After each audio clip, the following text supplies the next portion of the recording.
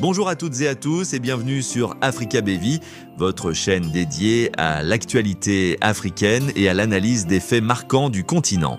Aujourd'hui, nous allons parler d'un sujet qui soulève beaucoup de questions, la gouvernance des chiffres et des classements au Togo. Pourquoi ces chiffres sont-ils mis en avant et surtout, que reflètent-ils réellement? Si ce sujet vous intéresse, .dmk, restez avec nous jusqu'à la fin et n'oubliez pas de vous abonner, liker et partager cette vidéo pour soutenir notre travail. Le gouvernement togolais se félicite régulièrement des résultats obtenus dans des classements internationaux, notamment l'indice Mo Ibrahim, où le pays est classé 4e en Afrique et 1er dans l'Union économique et monétaire ouest-africaine, UEMOA. Ces chiffres sont présentés comme un signe de progrès dans des domaines tels que l'éducation, l'économie et la gouvernance. À première vue, ces performances semblent impressionnantes. Elles envoient un message fort à la communauté internationale et aux investisseurs potentiels. Le Togo est un pays en marche vers le développement, mais que se cache-t-il derrière ces chiffres? Sont-ils vraiment le reflet d'une amélioration des conditions de vie des populations? Malheureusement, une analyse plus approfondie montre un contraste frappant entre ces classements et la réalité quotidienne des Togolais. Prenons l'exemple des infrastructures.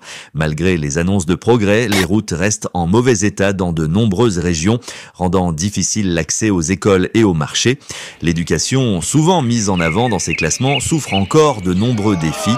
Les écoles manquent de matériel, les enseignants sont mal rémunérés et l'accès à une éducation de qualité reste limité, notamment dans les zones rurales.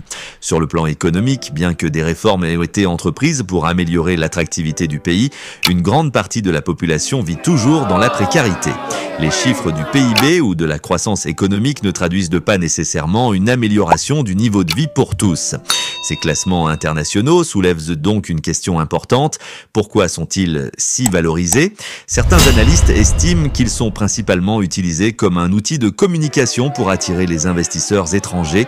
En mettant en avant ces résultats, le gouvernement cherche à montrer que le Togo est un pays stable, en progrès et prêt à accueillir des projets de développement. Cependant, cette stratégie comporte un risque.